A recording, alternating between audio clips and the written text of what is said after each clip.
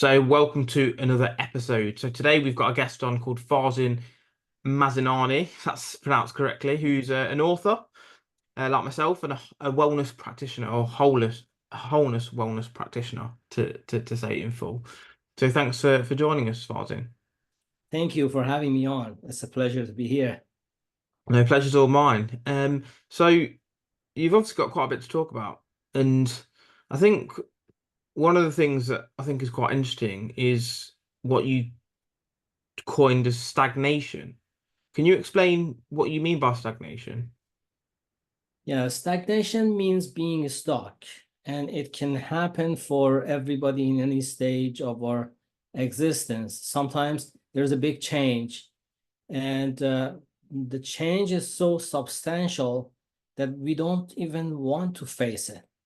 And I call that static stagnation, when you don't want to get out of bed because of whatever you are facing is so big, and you go to the freeze mode in that moment.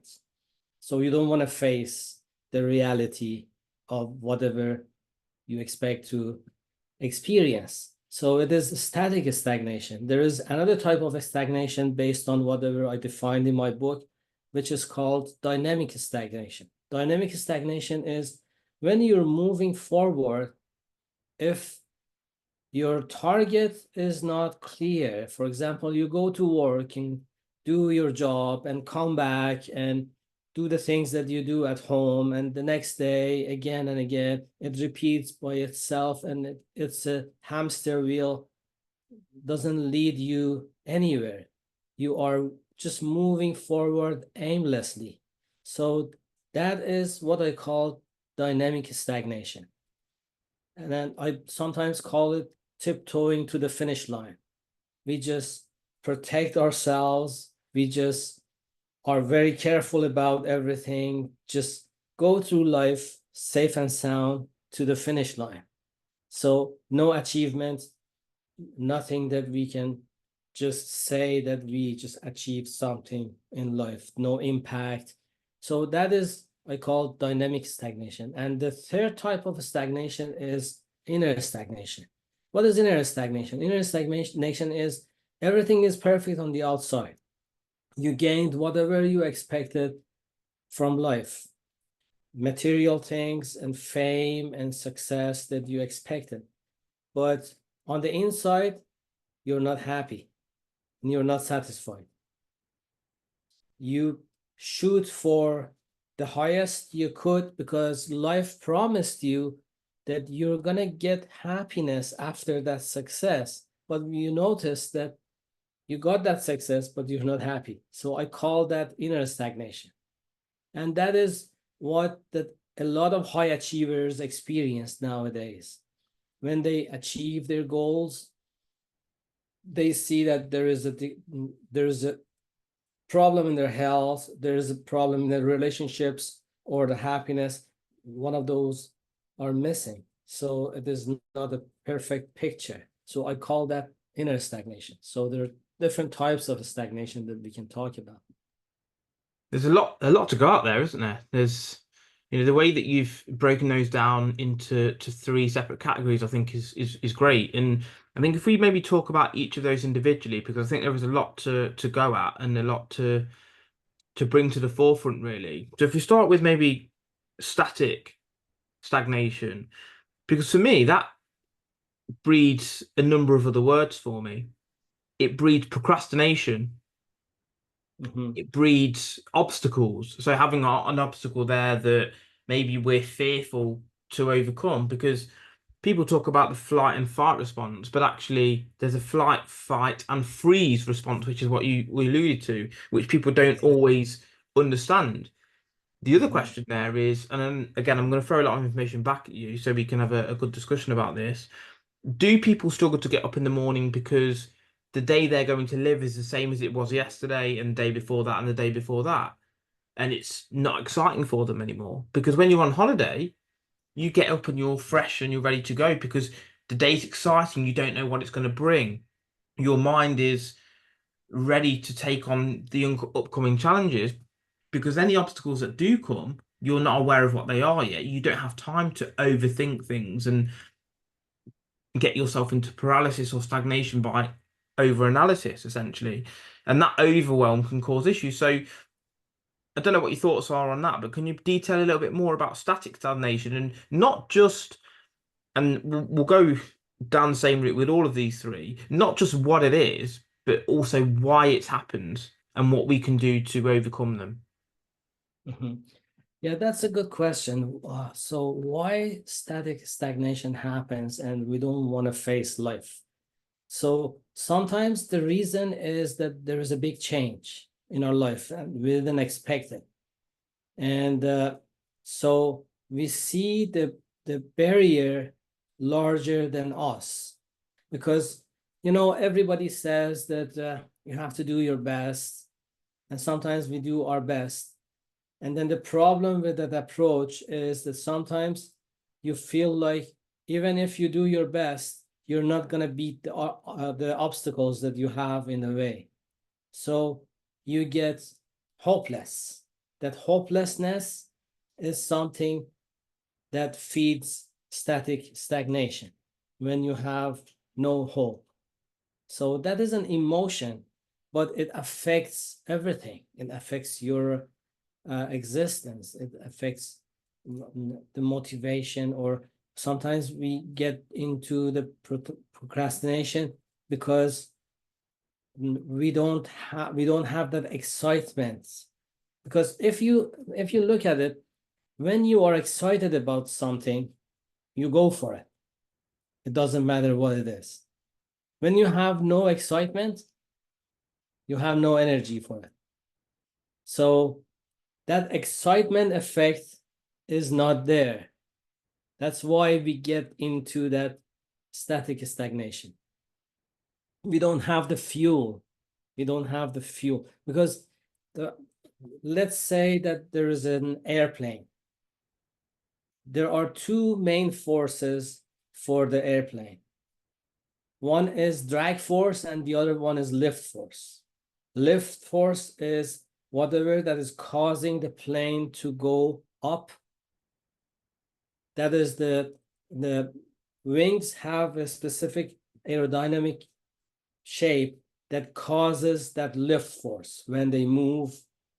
If they are standing still, it doesn't do anything. But when they start moving, when the plane starts moving, the wind that is around the wing, what happens is it creates a lift force. But there's a drag force as well. The weight of the plane and the resistance and friction, all those kind of things brings it down. So there's a balance between the two. If the lift force is higher than the drag force, the plane can go up. Otherwise, it cannot go up. It's gonna stay wherever it is. And it Yeah. is a static stagnation. Yeah, I mean, it reminds me of the saying, like, it's like when you're riding a bike, unless you keep moving, you're going to fall off.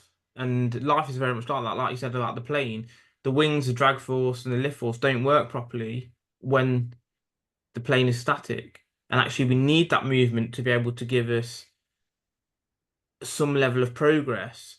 And coming back Mhm. to what you said about the excitement or the fear of the obstacle, do you think that's in some ways imposter syndrome, thinking that actually, even if I do my best, as you said, I'm not going to be able to achieve success and overcome this obstacle? Or maybe it's a fear of success, saying, well, actually, what if I do? Why am I thinking about failing all of the time? Mhm. Yeah, fear of success is a big topic. And sometimes it's even bigger than fear of failure, because we usually focus on the fear of failure, but fear of success can be more substantial. And the reason is that we want to stay wherever we are because we are comfortable with that image. That's the self-image that we have. We don't want to change that on a subconscious level. Consciously, you want to do a lot of things, but Your subconscious programming is dictating wherever you go. It's like a train. Imagine that a train that's going south, and you are in the train, and you decide to go north. And then you start walking north, but you are still in the train. So where do you end up? Of course, south, because the train is going south. So that is what happens to us. We decide to do something, but whatever that is dictating our destination is our subconscious mind, which is like that train, which is a million times more powerful than our conscious mind. When we do something, a process consciously, about 20 to 40 neurons are fired per second in our brain. When our subconscious mind is doing something, about 20 million to 40 million neurons are fired in the brain. So the processing power of the subconscious mind is a million times stronger than our conscious mind. So what is our subconscious mind? Subconscious mind is all the programming. Subconscious mind is all the habits, all the beliefs that we have, all the emotions that we stored in our body, all the images that we have. There are lots of images in there. So they're all stored. And every image has an emotional charge attached to it. So we carry those. And then when we want to change the imagery of life, of our life, we're going to bring something new to that, the whole thing. What happens is that our life is going to the direction of the old images that we had.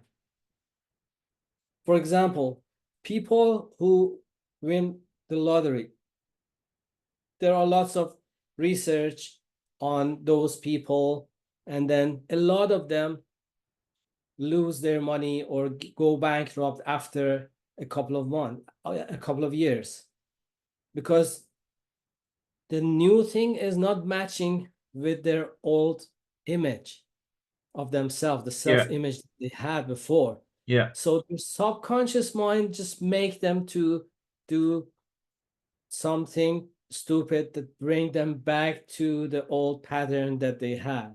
Yeah, it's It's self-sabotage, isn't it? self-sabotage.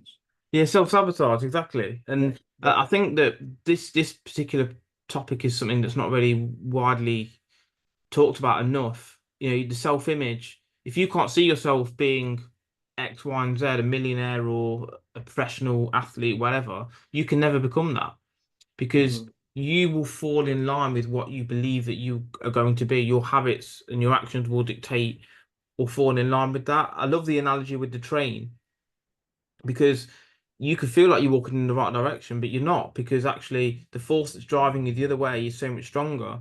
And Mhm. that can be a metaphor for self-sabotage and holding yourself back.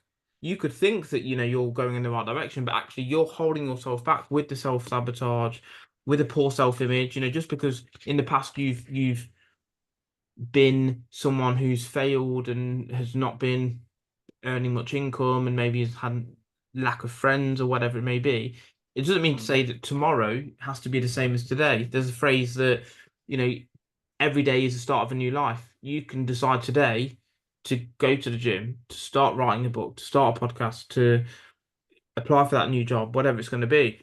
And I think that's really, really important that it all starts with, as you said, the self-image. Mhm. And there are two paths. When you want to change something, there are two paths. One is the path of hustle and grind. So what is that path?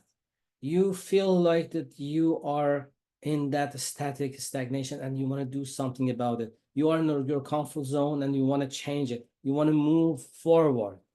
You want to just achieve something.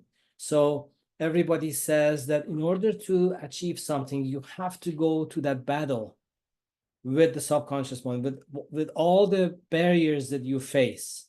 So you are a warrior going to the fight with something that is much stronger than you, which is your subconscious mind. And then you might be able to win the battle, but you lose the war. Because at the end, you are in a situation that you are a wounded warrior. I mean, there are lots of scratches and wounds all over the place. and you didn't enjoy the ride as well. So the question is there a better way to get out of your comfort zone and move forward and enjoy the ride and enjoy the journey of success? So I was contemplating on that topic for a long time. And then when I found out that there are ways that you can bring that subconscious along with you on the direction that you want to go, things start to change. I started to experience more balance in my life. And that is something that is very valuable. If we be able to find those kind of ways to align ourselves, our physical, emotional, mental, and consciousness, everything is aligned together, which means that our conscious mind, our subconscious mind, our heart, and our gut feeling or actions, inspired actions, everything is aligned with whatever the direction that you want to go. Then you're going to be able to enjoy the ride. You're going to be able to move forward naturally with very little resistance, and you even enjoy those resistance in that moment, because those are like the roller coasters of life. So your perspective changes during the time when you do that, from looking at life as something that is harsh, something that is hurting you, someone or is gonna attack me from the back or the side or the front, in every direction. We're always on our toes. We're always on the fight and flight mode, and the adrenaline is high, and we're always stressed out. So that is one way to look at life. The other way is, when you look at life, you can conclude that life is your friend. And even if something you're experiencing is not a pleasant experience, still it is like a gift that is wrapped in an ugly gift wrap. And so it is a gift inside, even Yeah, if you don't know it at the time. And when we look at our life, we see that we all had those uh, experiences that is called blessing in disguise. So things that at the time was very harsh, but later on we noticed that there was a blessing, there was something in it that helped me to change the direction of my life, or get an experience, or gain something out of it. yeah, So when you definitely, change your definition, everything changes. So definitely. I always say, change your definition, change your life. Instead of saying that life is my enemy, I have to protect myself, you can say that life is my friend. And even if I don't understand what the gifts are at the moment, I will find it later. So Yeah, it changes everything. yeah. I mean, when life makes sense going backwards, looking backwards, but we have to live life moving forwards, and life happens for us, not to us. If that makes sense. But you touched on it a second ago as well, in terms of having a direction, and you mentioned that word a couple of times there, which probably moves on to dynamic stagnation pretty nicely. Is Yeah. dynamic stagnation about having clear goals and a clear target to aim at? And if we think about getting into a taxi, we have to specify to the driver, this is where we want to go. And yeah, for whatever reason, there might be some traffic and we have to go a slightly longer way, but at least we know where we're going to. And actually, what might happen is along the way, we might change our destination based on what's happened and say, look, this is where we want to go. But at least we still have a destination, if that makes sense, because life can change so rapidly in 1, 2, 3, 5 years that the goals that you had, Farzin, 5 years ago might not be the same goals you had today. But at that point, that was the right goal for you to move forward. So, can you detail a little bit more about dynamic stagnation and what it means and why it happens? And as I said, how we can get past it? Yeah, dynamic stagnation is very interesting because that is the safe road. Everything, everyone is looking for safety. So they say that I want to be safe. And that is what our subconscious mind is guiding us towards as well. Why? Because our subconscious mind is like a bodyguard, is protecting us for survival instinct. So we want to be alive. So our subconscious mind says that everything that is out of norm, everything that is not familiar, I'm just gonna eliminate that from your life. You're gonna go to a safe road and move along in that road. No excitement, no destination, no impact. You just move forward on a dynamic way, but it leads to the land of nowhere Yeah. because you're wasting your life. So 100%. that is going based on your survival instincts. Just for that, that causes the dynamic stagnation when you are just following your survival instinct.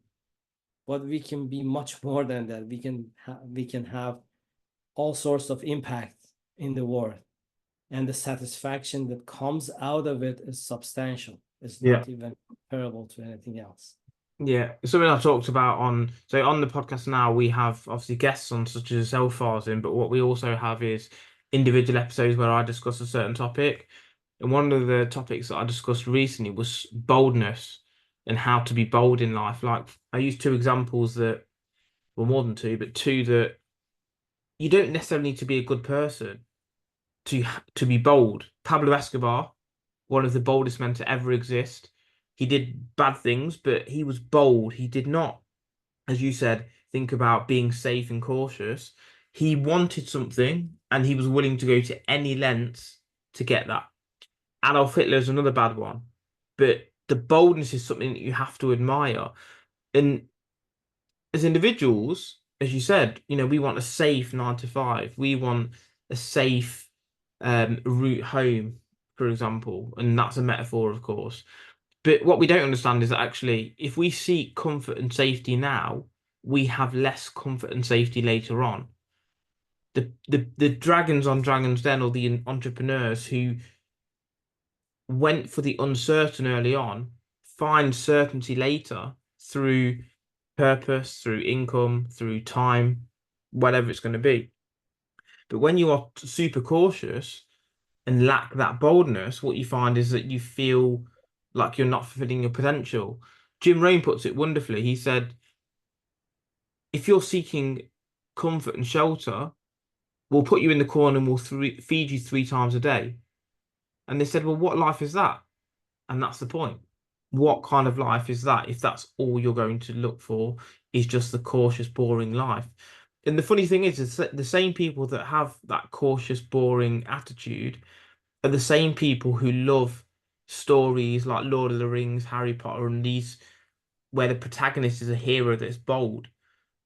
And the reason that they watch that is because that's something that they want for themselves, something that they seek, and something that deep down they desire in their unconscious or subconscious, as you said. And maybe it's a bit of that that falls part of this lack of boldness. Yeah, boldness is a very interesting topic. In Colorado, it's a state in the United States, the Rocky Mountain is there. So on the west side, they have the Rocky Mountain, and then they have the flat side on the east side of uh, that area. What happens is that there are two type of wild animals living side by side together in there. One is cows, the wild cows, and the other ones are buffaloes. And they are very similar on the outside. A little bit different, but they are very similar. So usually the storm comes from the other side of the mountain. Nobody can see the storm yet. The animals are on the flat aside and they are just enjoying their time. And the cows have that sense. They feel that the storm is coming. They don't see it yet, but they have that sensation. They feel the storm is coming.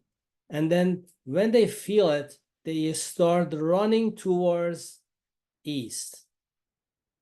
They're running from the west, that is a storm is coming, and they run towards east. They run as much as they can because they know that anytime the storm is going to catch them from the back. And that is what exactly happens. The storm comes from the ridge of the mountain, comes down to the flat surface and catch them from the back. And a lot of those cows die or get injured when they are escaping from the storm because they are going to be in the storm for a long time. But buffaloes, they are almost the same animals. They have the same sensation. They feel that the storm is coming. They don't see it yet.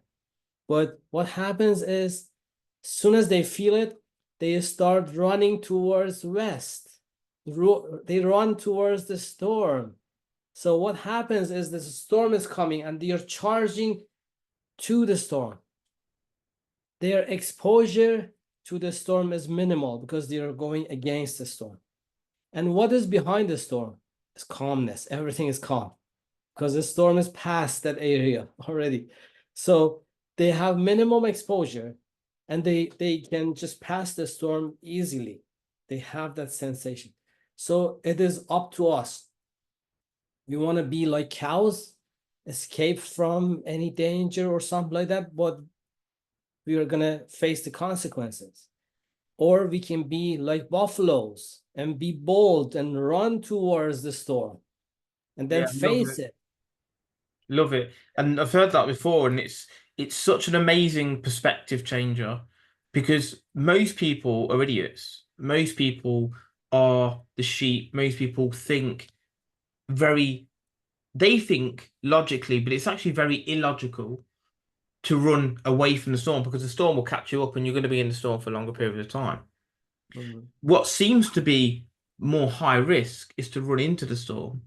But in actual fact, as you said, you're then in the period of the storm for minimum time, and actually you then get to the calm after the storm a lot sooner. The other animal that does that is an eagle as well. I don't know if you're familiar with how eagles operate, Mhm. but most birds, when the storm comes, they hide away. Eagles seek out the storm and use the power of the storm to take them up above the clouds and above the storm. Mhm. And it's very similar, as you said. And I think that's a really, you know, the metaphor that you gave there, I think is fantastic. That being bold rewards you more than being, what's the best word? Cowardice Mhm. in your actions and looking for that caution, as you said, and being fearful and running away from problems instead of tackling them head on. Mhm. Um, and maybe that's what leads to maybe the third stagnation, which is the inner stagnation and the lack of feeling and inner contentedness that people seek. And I think you said earlier that that can happen in professional environments, especially in the corporate world, that people have got all this materialistic stuff. They've got the house, they've got the car, they've got, the boat, whatever, but they don't feel right because they have gone out seeking just money instead of what's going to fulfill me. So can you detail inner fulfillment or inner stagnation a bit for us before we discuss it? Sure, the inner stagnation comes from whatever we are promised in life. We are promised in order to be happy, you have to be successful. But it is actually the other way around. In order to be successful, you have to be happy first.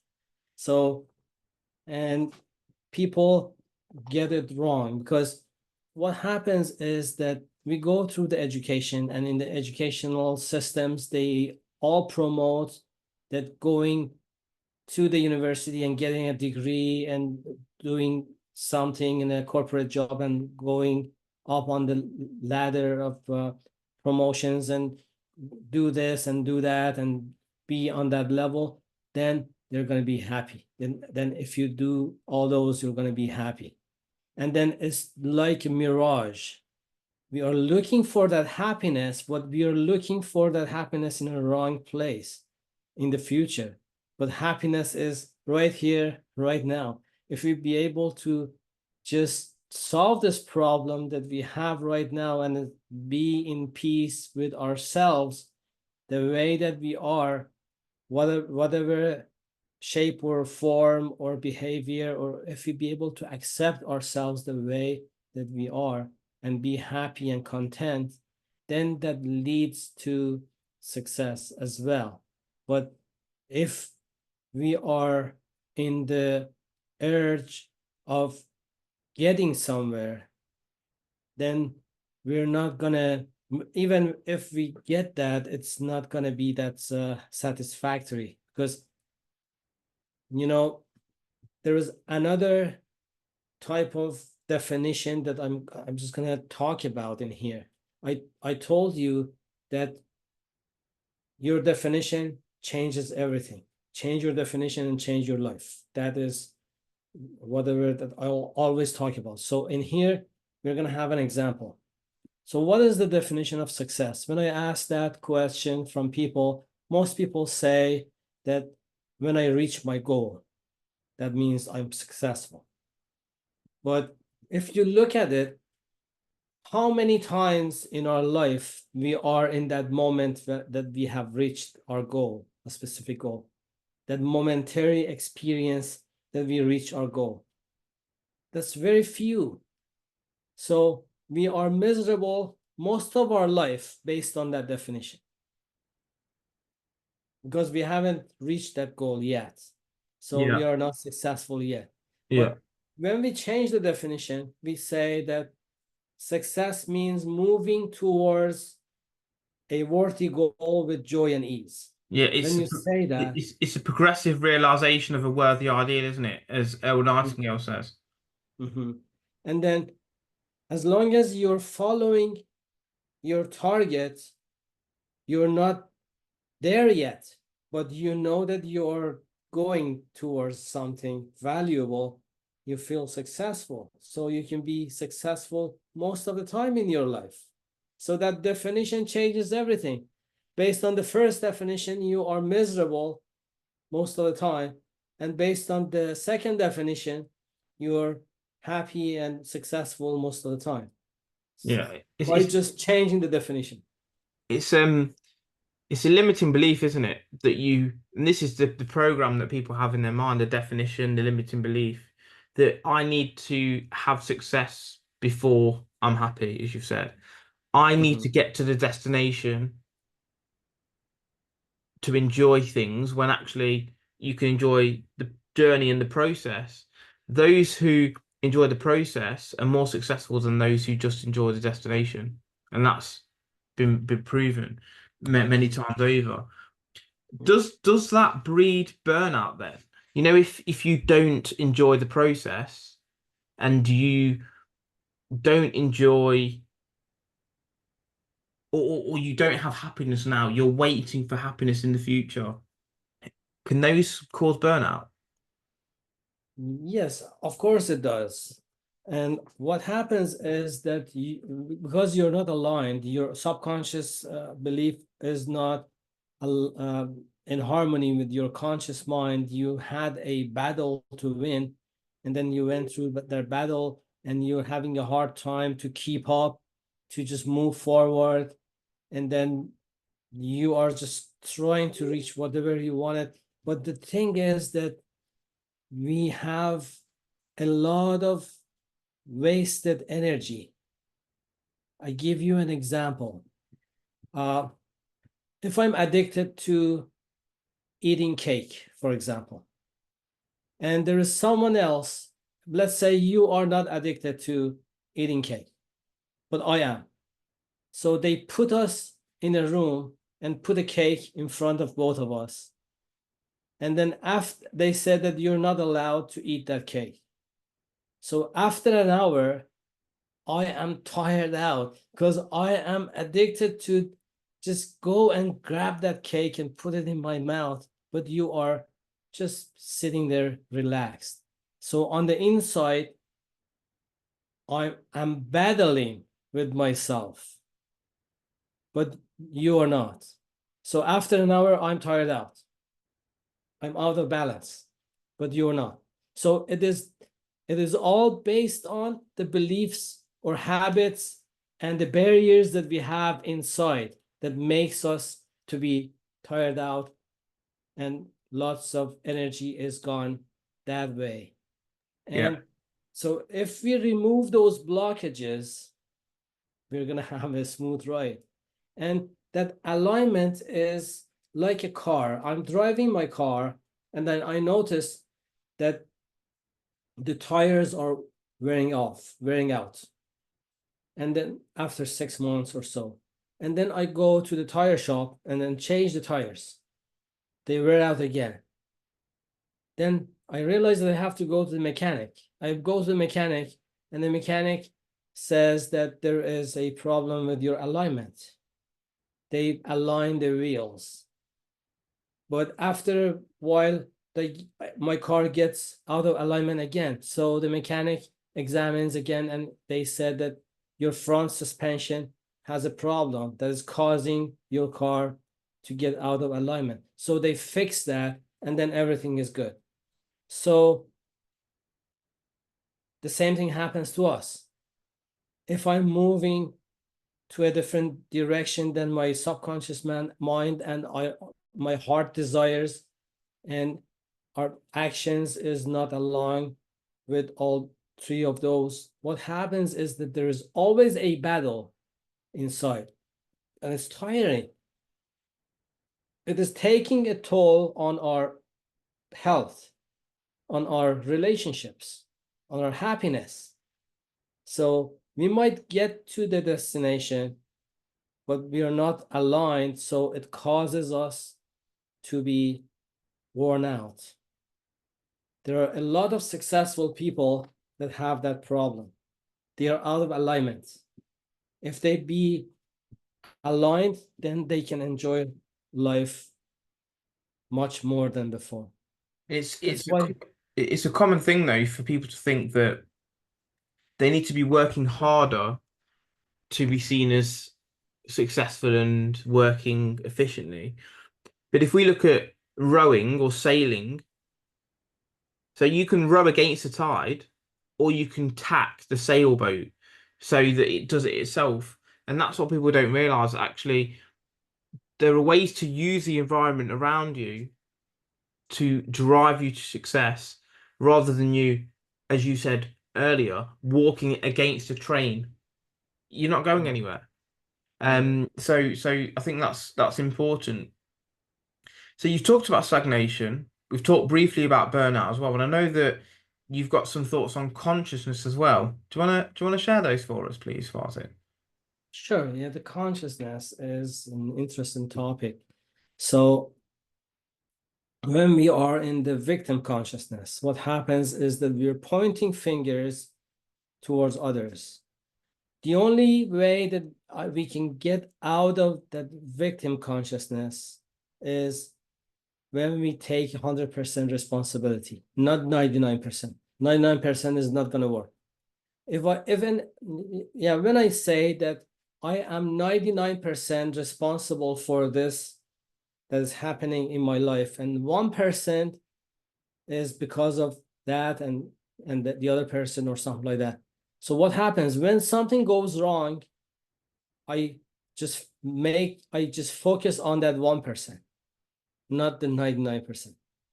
But if I say that I'm 100% responsible for this, it means that I'm owning the situation. It means that I'm the only one who is able to make the changes.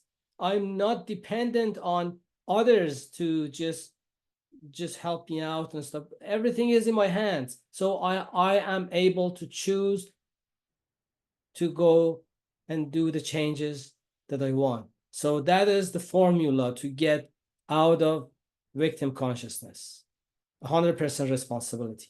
Yeah, That is there's a first quote that one. says to sort of underline your message there is if you could kick someone in the bum who was responsible for your failings, you wouldn't sit down for a month because you'd kick yourself in the bum that many times because you're responsible for your own issues.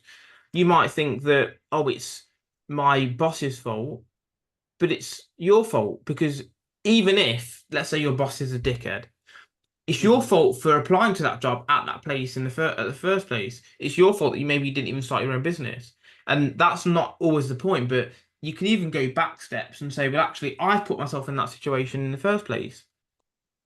Mhm. And sometimes we we're just trying to find fault, whose fault is this, and then I take all the blame, or that is not a good approach as well, because the shame and the guilt and those kind of emotions are um, the emotions that bring you down. So we have to be careful with those as well. We know that we own the situation by taking the full responsibility. And then we say that now that I have that responsibility, what can I do with that? How can I improve it?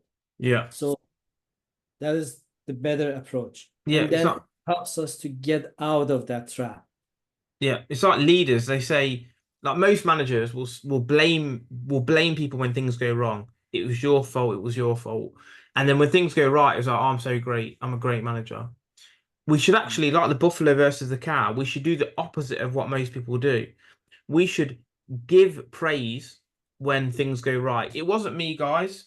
I know I'm the manager, but it was all you. You've made the sales, you've done this, you've done that. And when things go wrong, you should take the blame. Yep, hands up.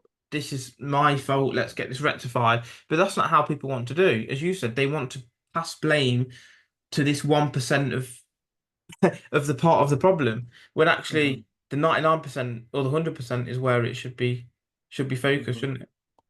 Yeah, exactly. So when we get out of that kind of trap, and then we are fully responsible for whatever that is happening, what happens is that you say, I am who I am. That is the next stage of the consciousness, because you're accepting yourself. You're not blaming yourself. You're not going through that shaming and blaming and guilt and those kind of things. Because we know that we have different aspects. A few years ago, I got familiar with the topic of trapped emotions and how it affects your life, physical, emotional, mental, all aspects of your life. Those are invisible conditions. When I got my certification in emotion code, so I noticed that when I release those emotions from people, they it is stored somewhere in their body, and then by going to the subconscious database, I could find and trace them back and release those kind of trapped emotions. And their life starts to shift because they are like the baggage that they are carrying is like a backpack that they are carrying full of stone, and it gets accumulated during the time. That's why as we age, it is harder to recover from the disease. We are getting slower on everything. So because we're carrying all those loads, and everybody on average is carrying about 200, more than 200 of those trapped emotions. It can be anything. It can be failure, for example. We faced failure, we didn't process it properly, and now our subconscious mind is storing that failure as an energy somewhere in our body. And as long as we are carrying that, we are vulnerable to that energy. So, and there are lots of them: depression, frustration, panic, pride, shame, unworthiness, and a lot of those emotions that we carry. And then, so, but I noticed something else too. I noticed that I am behaving based on the emotions that I'm carrying. And that was a big realization for me. Why? Because all the time I was blaming myself for being angry and being gloomy and have that kind of moment of grief. And insecurity and all kind of those things. I was blaming myself, but I noticed that it is those kind of emotions that I'm carrying. I got them along the way, and they are like the stain on your clothes. It can be washed out, and I am expressing myself based on those filters, but it is not me. It is like those filters. I'm beyond all those emotions. I'm beyond my mind. I'm beyond my physical body. I'm the consciousness that is beyond all those. And then I realized something interesting. That way, I could accept myself. I could have more compassion towards myself. And then I started developing more compassion towards others as well. I noticed that when they are behaving the way that they are behaving, that is because they are carrying some type of emotions and can be released. Yeah, So definitely. you don't judge people based on their behavior anymore because you see the good in people after passing all those layers of emotions and everything. So it was life-changing, that realization that you develop self-understanding, self-compassion, and self-forgiveness and self-love, and then it expresses itself on the outside. You accept others better, you forgive others, and then you start connecting with others much more than before. Yeah, it's whatever emotional state you're in affects your outside reality. You know, if you're depressed and you don't have sort of self-confidence in yourself and you're really low, that's how the world will seem to you, and you'll attract people like that. If you're confident and you're a leader, people will be drawn to you. You'll get more dates, you'll do better at work.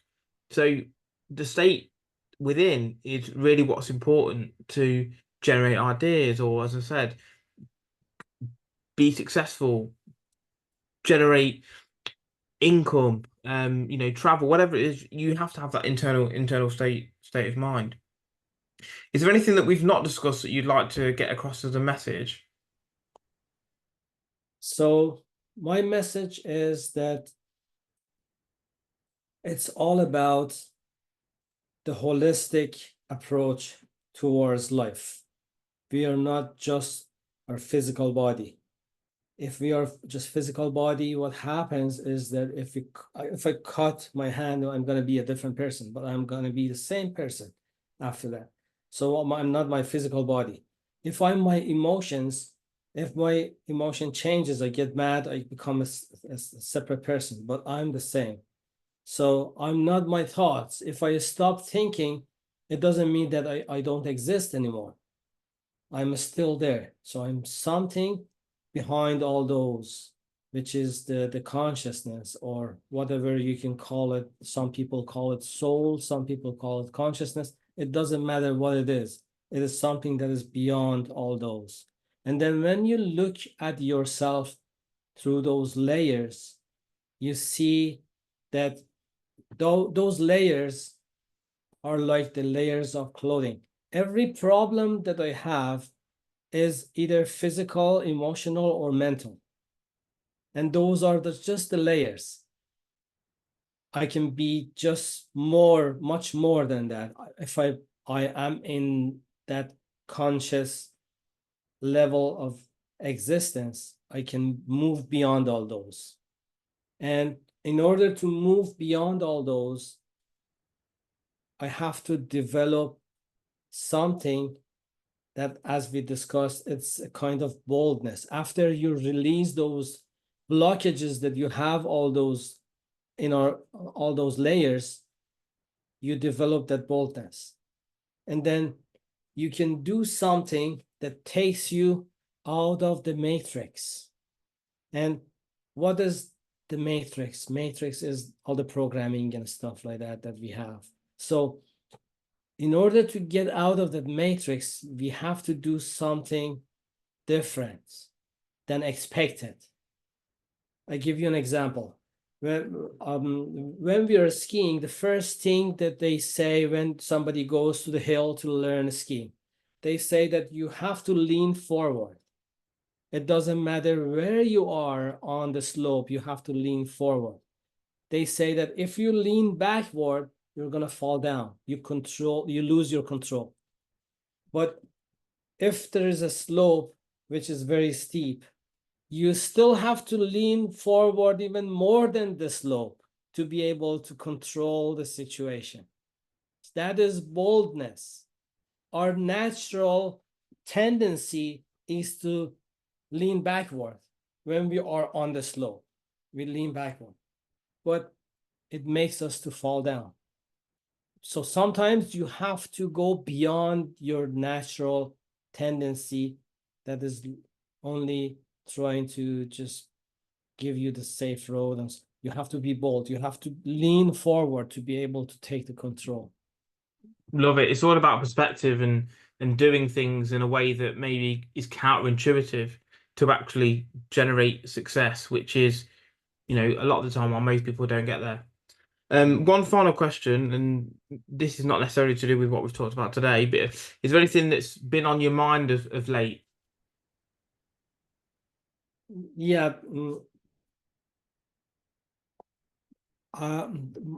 Something that I wanted to share is the key is self-love. It starts from there. The more that we love ourselves, the more we have the capacity to receive love from others, because we cannot receive love more than the amount that we love ourselves. So that is the key. So we have to start from there. We have to get closer to ourselves. We have to accept whoever we are and take the full responsibility and go forward.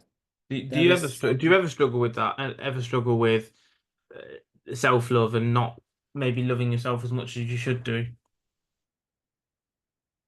Yeah, so sometimes in the back, I had all those problems.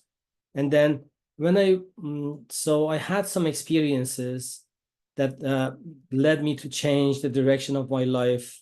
I had a back injury at work, and then after 15 years of tolerating that backache, and somebody came and helped me to release the emotions, the trapped emotions that I had, and I was fine after. And then she released something that is called heart wall. That is the blockage that we build around our heart to protect ourselves, because our heart is very sensitive, even more sensitive than our brain. The electromagnetic field that is around the heart is much faster than the electromagnetic that is around our brain. And sometimes when we experience trauma, we protect ourselves with building a shell around our heart energetically. And then we carry that shell. It is like living in a bomb shelter long after the war is over. We are still living in that bomb shelter. So when she released though that heart wall, I started developing self-love and loving others, connecting with others. And there was always a distance between me and others before that, but it was life-changing. And, based on Dr. Bradley Nelson's research, over 93% of people have that heart wall. They're carrying the chamber around the heart that separate people from each other. We are living in our cell based on that, and not connecting to others and not connecting even to ourselves. So I started uh, releasing the heart walls for people, and I started the shift, the big shift that was happening for them. It was like a miracle, that the way that their life changed with all those kinds of things. So that is just one of those blockages that we have. There are some mental blockages, the beliefs that we have. There are some trapped emotions, and those kind of things are holding us back. Is there any beliefs that you think hold you back? What's that? Can you repeat the question? Are there any beliefs that you think actually hold you back? A belief that you might have that you think is holding you back? Yeah, there is always something that you can find. It is, so the programming is, Sorry, I meant for you personally. Is there anything that you maybe, because it obviously, we talk about these subjects, and there are programming or limiting beliefs that people have. But is there anything that you think that you have as a in that way specifically? yeah, there is always, so when you have something as a heart desire, if you're not there yet, because there are some limiting beliefs that's preventing you from there, being there. There are barriers. So it's a developing process. We have to go and trace them back. And there's always something in there, because there's always potential for us to move forward. So it is not something that you say that I'm just clear from all the limiting beliefs, because it is, the programming is constant with everything that is around us. The message, we are just absorbing the messages in the TV, on the news, in the commercials. We're absorbing all those, even in the music, everything. We are absorbing all those on a constant basis. So it is a developing thing that you have to just clean those on a regular basis, the self-talks that you have. So for sure, I face all those kind of things during the day. I sometimes use journaling. I write down the feelings that I have. I write down my self-talk, and whatever that comes out, I write them down. And then when I get a chance at the end of the night, I just go through the process. And I have a process for that. I release the emotional charge for that belief, and then it becomes neutralized, because that emotional charge that is attached to that belief is activating it. If the emotional charge is not there, it is not going to operate as before. So I Yeah. have certain processes that I have developed to help myself and others for those kind of things. Fantastic. Well, thanks very much, Farzin, for coming on the show. I mean, if anything, I've learned something, and every day is a learning curve, and it was great to discuss some of those topics with you, Farzin. So thanks very much for being on the show. If anyone wants to reach out to you, or find your book, where can they do that? So my website is joyfulfix.com. And when you go to that website, on the contact page, you can you can just fill out the form and request a free consultation. And then we go through wherever you are in life and wherever you want to be, and the blockages that are in the way. And when we plan for removing those blockages, and then you magnetize your success with that, basically, because when the blockages are not there, you're leaning towards your goal with joy and ease. And people can even record their voice on that contact page of my website. They can record their voice, and whatever concern they have is a private message that I receive, and then I can arrange for a free consultation with them.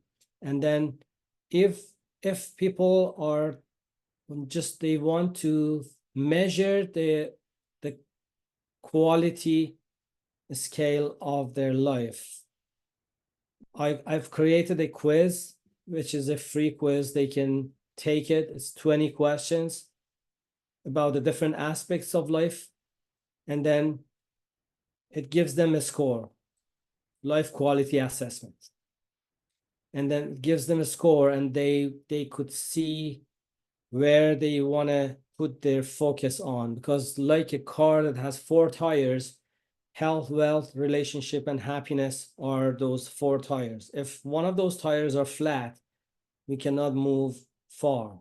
We have to fix it. So we have to know which area. And those four things are the effects, they are not the cause. So those are the outlets, the indicators that is something is going on. So we just find them as an indicator, and then we go from there. So that quiz is on joyfulfix.com/quiz. If they go to that link, they can take that quiz and then get their score. And if they want, we can just have discussion about how they can improve the quality of their life. And the link to my book is in my website as well, so they can go and find the information in there. When somebody orders the book from Amazon, when they communicate with me, as a bonus, I give them the audiobook as well, because I myself like to listen to a lot of books rather than reading them. So this is a bonus. And when somebody buys the book, they can have that audiobook for free. Yeah, fantastic. So yeah, thanks again, as I said. And yeah, look, reach out to him on his website, do the questions, listen to the audio book. I'm sure he's got some fantastic messages for you. So thanks for another show, guys.